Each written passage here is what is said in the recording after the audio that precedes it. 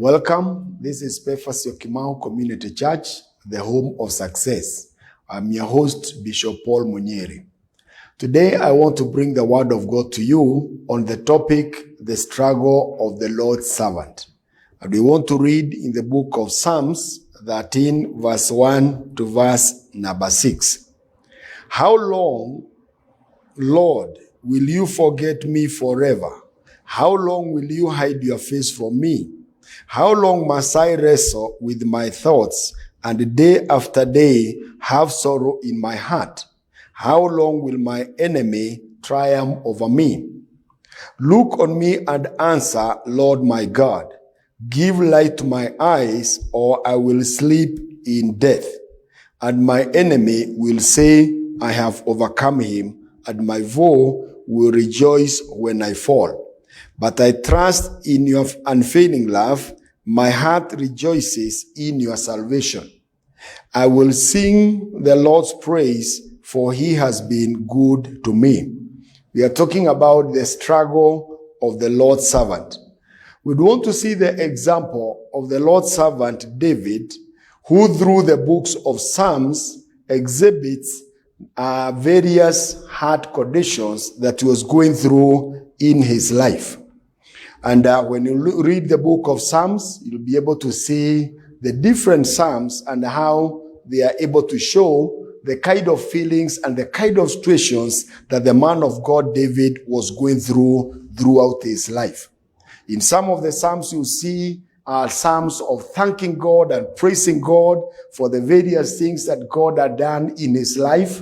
There are also some Psalms that you see that David is worshiping God in a very intimate way, showing the deep relationship that David had with God. And that is why the Bible calls him a man after God's own heart. In some of the other Psalms, you'll find David shouting for joy because of the victories that he had enjoyed and the deliverance that God had given him from his enemies from time to time. In other Psalms, you see David declaring war songs against his enemies and also asking God to come and fight for him against his enemies. In other Psalms, you see David repenting through singing, through music, repenting before God because of the sins that he had committed against his God. In some of the other Psalms, you see David praising God because of the faithfulness and the unfailing love of God. In Psalm number 13 that we have read, we see David in anguish of heart. He had gone through pain and a lot of struggles in his life, and he is in a way complaining before God because of the situations that he had gone through.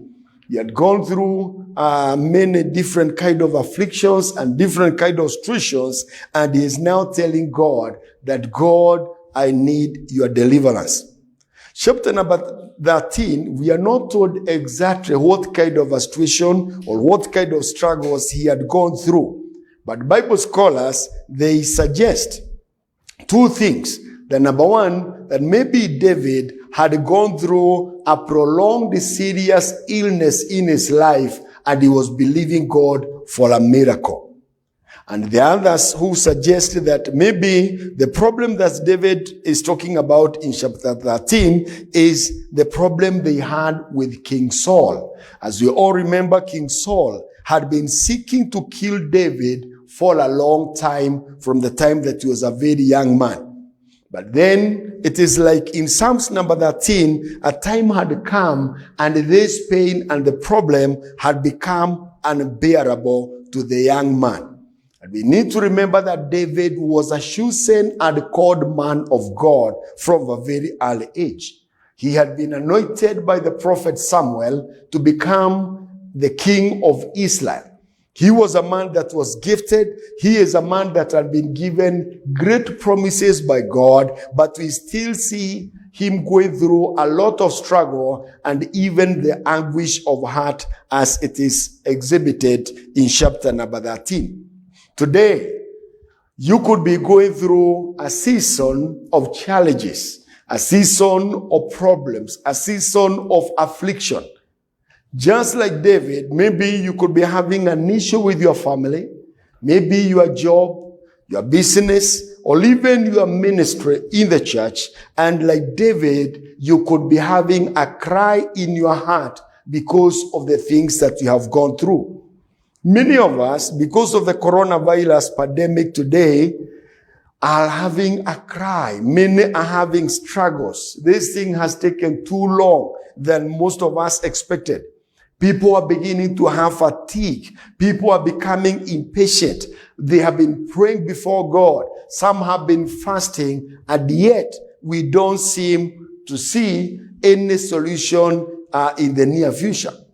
And this was the situation with David. He had waited on the Lord for too long, and we see him now beginning to complain before God because of the situation he was in. Today, I would want us to consider three main feelings that are exhibited by David in Psalms number 13. Number one, the feeling of abandonment. David was feeling as if he had been abandoned, as if he had been forgotten by God. And that is why in verse number 1, he is asking, how long, O Lord, will you forget me forever? How long will you hide your face from me? David is expressing the pain of his heart. He had been expecting that God would bring relief to him, but it was taking too long. I don't know what kind of a pain you could be going through today. I don't know what kind of a struggle you could be going through today. But as David, we can be able to believe God up to the end, and we see what God will do. David was feeling as if God had hidden his face from him. All of us, we desire that the face of the Lord could shine upon us so that we can enjoy the blessing and the deliverance of God. But for David, he was feeling as if the face of the Lord was hidden, as if the heavens were closed up, where there were no good things that were happening in his life. When the heavens are shut, there'll be no rain. There'll be no promotion. There'll be no advancement. There'll be no healing. There'll be no solution to the problems that we go through. And in a way, it brings silent frustration. But for David, he decided he would not be silent. And he expressed the feelings in his heart before God.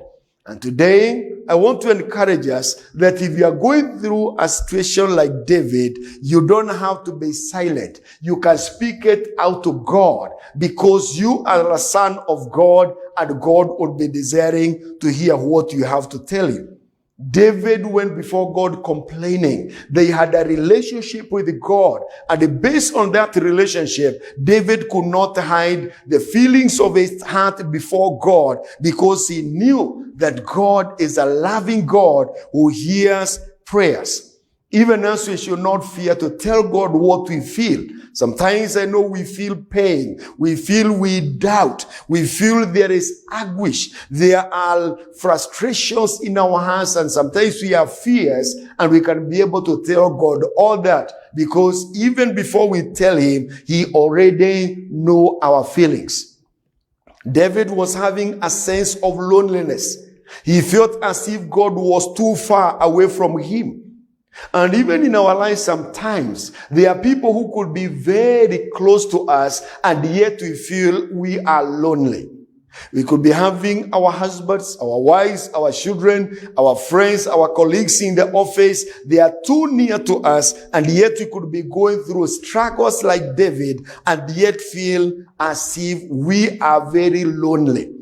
We could be having struggles in our hearts about various things in our lives, and the people that are near us, they may be thinking that they know us so much, and yet we could go through struggles in our hearts that nobody has an idea of what we are going through. Personally, I have had an experience like that, where my son Francis was very, very sick 7 years ago, and finally 7 years ago he passed on. And for 3 straight years, Francis was very sick with a heart condition. Nairobi Hospital, the current hospital, had become for him as a second home. All the doctors there, the nurses, even the cleaners had known him and had also known us because we are there all the time. But during that time, as we are going through that struggle, as we are going through that pain, we could still meet with our friends. We could be in church. I could preach in church every Sunday. But people did not know the struggle and the pains that you are going through. As a family, we could feel lonely. Nobody seems to understand the things that we are going, and yet people are very close. Our son was admitted to hospital so many times that we could no longer tell our church members that he is in hospital. We could no longer tell relatives or even friends because we did not want to be a burden to anybody. We did not want to seek for sympathy from anybody, and because of that, we are going through that pain alone, and yet there were so many people around us who did not have an idea of what we are going through. I remember when we were in India, my son asked me a difficult question several times. He was asking me, Daddy, why is God not healing me? What does God want? We have been praying. The church where I was in Pefa City Center Church, we had declared a long time of prayer and fasting, chain prayer and fasting for many, many months. And now our son was wondering, why is God not answering our prayer? That was the same question that I was having in my heart, although I was trying to encourage my son to continue to have faith in God. This is a similar situation that we see in the Bible, where we see the servant of God, Elijah. A time came when he felt lonely. This was after he had performed major miracle of calling fire from heaven and coming and consuming the sacrifice that he had made. This was after he had killed all the prophets of Baal, more than 450 prophets. This was the time that he had been able to bring back the children of Israel back to the worship of the true God. And when he was at the height of his success in his ministry, he was threatened by the wife of the king, Jezebel. And while he had done all this, he had fought for a long time, he had been doing all this, the enemy timed and found him when he was tired. In our lives, many a time, after we have gone through struggle for a long time, if we are not careful, when we are tired, that is when the enemy strikes. Elijah had been away for 3.5 years praying and fasting, and now he had come, he had done major ministry of killing the prophets of Baal, calling fire from heaven, and when he was tired because of what he had done, that is when the threats began coming. We need to be very careful when we are tired, when we have a burnout out of the things that we do, either for ourselves and even for the kingdom of God. That is the time that the enemy can strike. And when the threats began coming, the Bible says Elijah ran for his life. And he went and told God, God, I am now tired. I have given up. I have despaired. Please kill me. If we are not careful, we can find ourselves getting to the point of Elijah. Elijah was at a point where he was feeling abandoned. He was feeling like he was alone. He was feeling he did not have the energy to move on. And he was almost like a suicidal kind of a case, telling God, God, I am tired. Today, I know there are many people that are serving God like Elijah.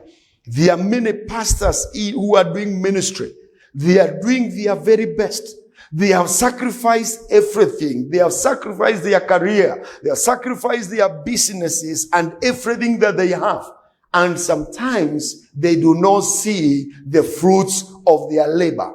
The ministry is not successful. And at that point, they may feel lonely. One may feel like they are forsaken. They may feel like there is no any more strength to keep moving on. I know there are believers who have been very faithful before God. They have walked with God faithfully. They have been paying their tithes faithfully. They have been giving to God, and yet they do not seem to see the kind of success that they would want to see in their lives. And they come to a level where they feel they are tired. They feel there is silent frustration in their hearts. But I want to encourage all of us today that when you get to that level, it is the time that you need to remember that God is faithful. You need to remember God hears prayer and he answers prayer. God may not come when you want him to come, but God will come. He may not come at the right, the time that you think is the right time, but God will come at his own right time. We need to keep on holding on. We need to keep on pushing because God is a faithful God. When we look at Jesus, when he finished his ministry on earth, when he was in the cross, he also became tired. He also felt like he had been abandoned. He felt like he had been forsaken. And in the book of Matthew 27:46, the Bible says that Jesus shouted in a loud voice and said, my God, why have you forsaken me? Jesus reached a point where he felt like he had been forsaken by the Father. He felt he was alone. He felt he had reached at the last point of himself, and he began to cry for help and complaining before God. It is important for us to realize that experience that Jesus went through, it enables him to understand us today. And that is why the Bible says in the book of Hebrews, chapter number 4, that Jesus is our high priest and he is able to sympathize with our situations. Why? Because he also went through all these experiences. He felt forsaken. He felt like the world had collapsed upon him. And today, when we call upon him, when we cry, when we are going through trouble and affliction, Jesus is able to understand us. The Bible says that he is our advocate before the Father. He is our intercessor before God the Father. And when he understands us, then he is able to represent us well before the Father through the situations that we go. So that is the first kind of a feeling that we see that the man of God, David, had gone through. The second feeling is the feeling of anxiety of mind. In verse number 2 to verse number 4, we see David saying, how long must I wrestle with my thoughts? Every day have sorrow in my heart. David was struggling with his thoughts. He had many questions in his mind and he don't seem to have an answer. Every day he had sorrow in his heart. David was not able to reconcile in his mind how the pains and the experiences he was going through could then be reconciled with the faithfulness of God and the unfailing love of God. At a human level, David had gotten to a level where he could not be able to understand what was happening. And we see that he had the sorrow of heart. Sometimes we'll go through sorrow, we'll have pains in our hearts, maybe because we have lost a job, we have lost our business, maybe you have lost our health. Sometimes we lose even our loved ones, as I mentioned, my own case of my son Francis.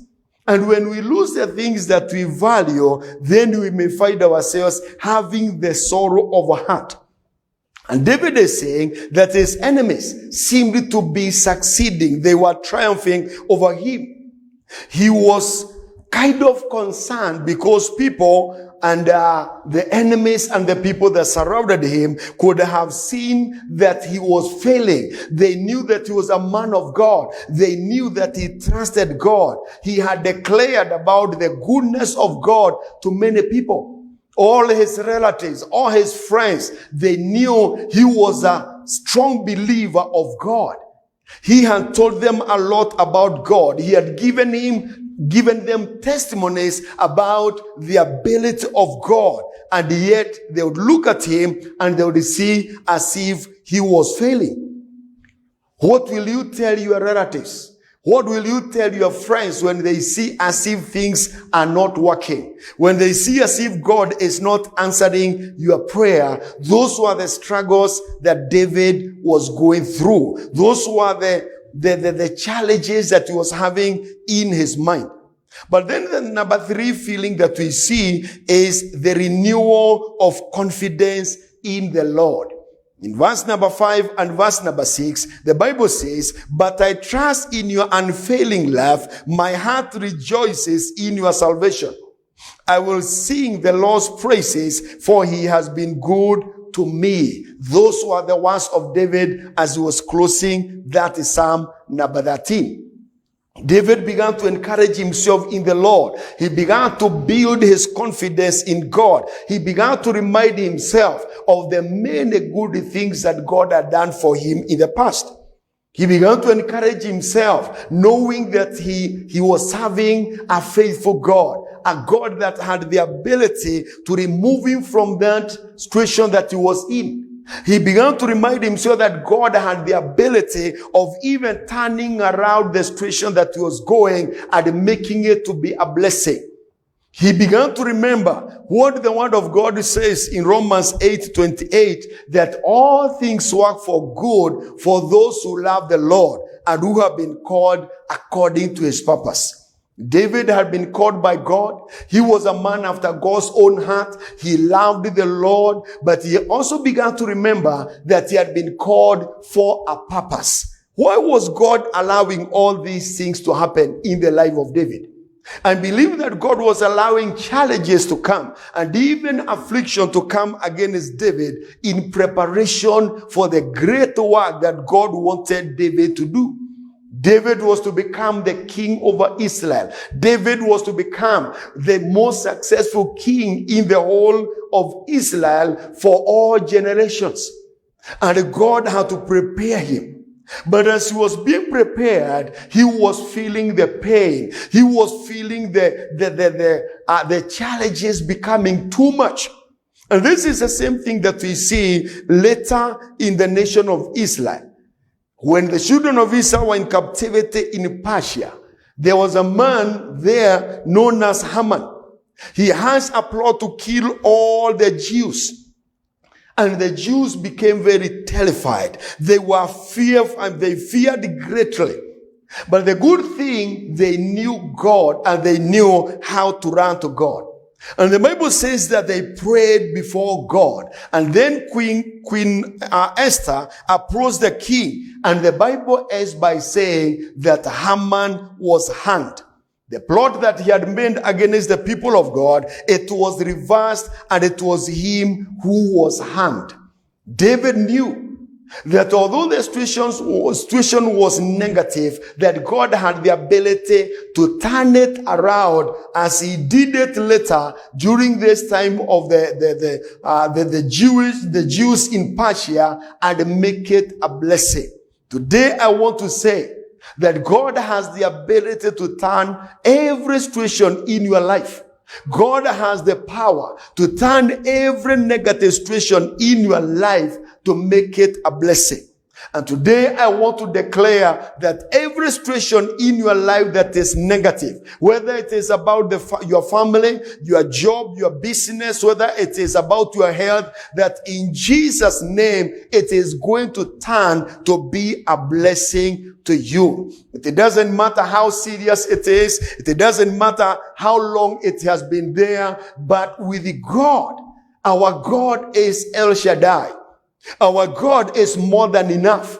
Our God is all sufficient in himself, and he is able to do all things to the glory and to the honor of his name. And I pray that God will change your situation. I pray that God will give you the strength. You will encourage yourself in the Lord, because there is hope in God.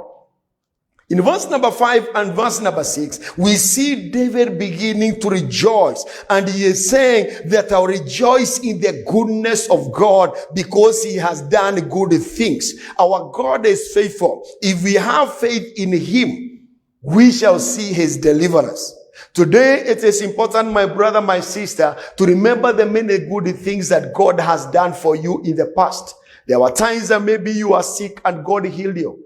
There was a time you didn't have a job and God provided. There was a time that you needed promotion and God provided promotion. There was a time that you wanted to believe God for a business and God has provided that business for you. He can do it again. He has not changed. He is the same yesterday, today, and forever. It is a time that we need to rejoice even in the midst of whatever situation that we are in. There we may be down the valley, but we can rejoice because we know that God is going to lift us up and put us on the mountaintop where even our enemies and everybody will be able to see the blessing of God in our lives. And as I come to close, I just want to tell you in summary that we are saying that sometimes we may feel forgotten.